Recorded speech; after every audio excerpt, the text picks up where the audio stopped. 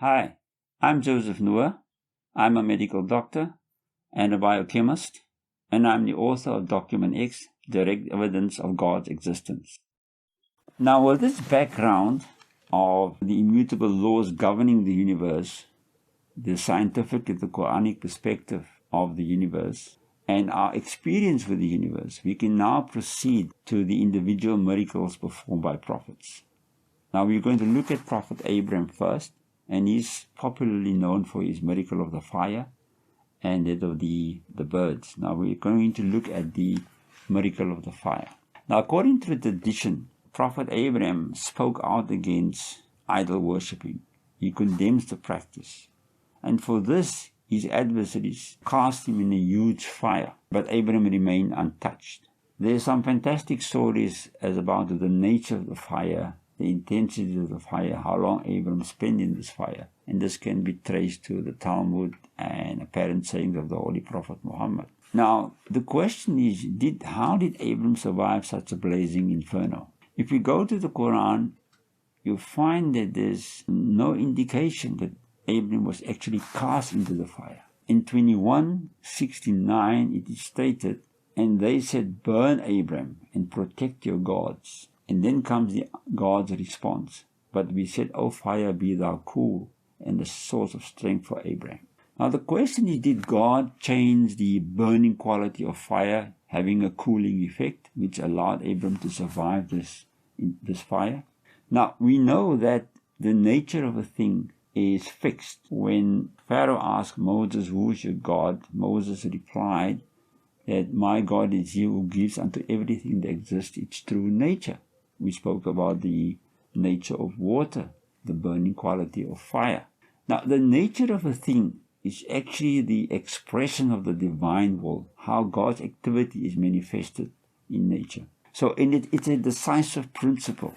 If God changed the behavior of fire, allowing Abram to survive that fire, it would mean that God changed the actual nature of the fire, which would contradict the other verses, which I've just quoted.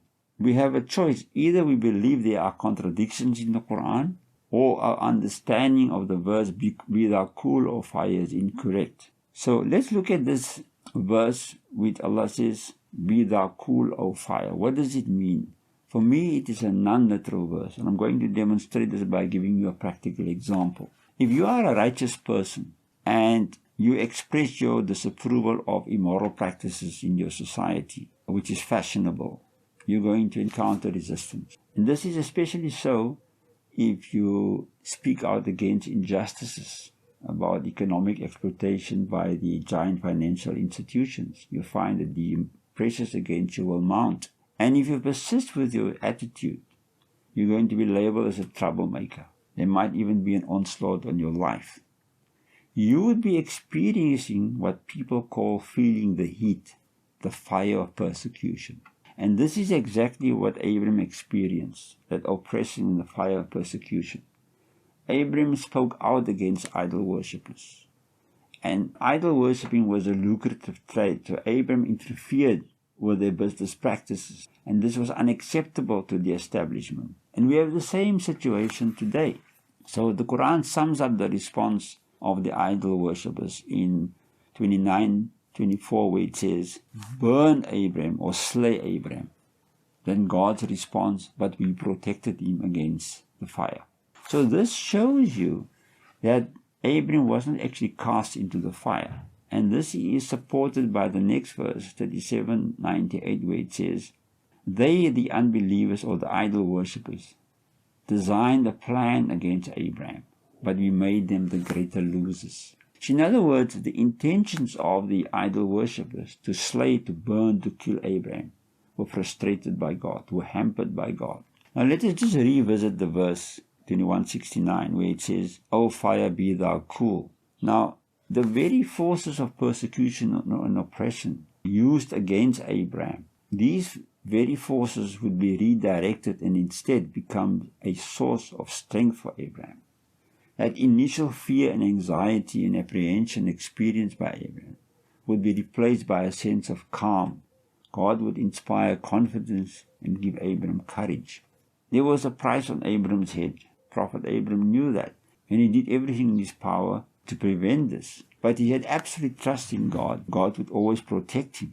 And how did God protect him? If an event seems inconceivable from a human perspective, God, being all-powerful, can bring into existence a series of events without violating his laws, which would have the desired effect. In this case, the safety of Abraham. God would allow Abraham to escape and secure his safety, which is stated in 21:71, where it says, "And we delivered Abraham and Lot to safety, and to a land which we blessed." Now, it's a common theme in the Quran that prophets were sent to communities to act against injustice, find cures for the spiritual ailments of society. And without exception, they experienced hardship and adversity, the fire of persecution. But they carried out their mission dutifully, regardless of the consequences, and never lost hope, because they had absolute trust and faith in God. Now, if we're going to raise our voices against political corruption and speak out against injustices, we're also going to encounter obstacles and difficulties. But we must learn from the examples of righteous men, how they dealt with adversity. They had that trust in God, and that is what we must cultivate and nurture, that absolute conviction that God will never forsake his servants, that he will always come to our aid. We must do everything in our power, of course, and leave the rest up to God. Now, the message for us here is the absolute faith in God, the absolute trust in God. And this was the major indispensable force behind the success of all the prophets. Now, if Abraham survived a blazing inferno centuries ago, how would it benefit us? What lesson can we derive from an incident which, in any case, contradicts the laws of nature? If Abraham survived that inferno, it would have been a once-off event and we wouldn't be able to replicate it.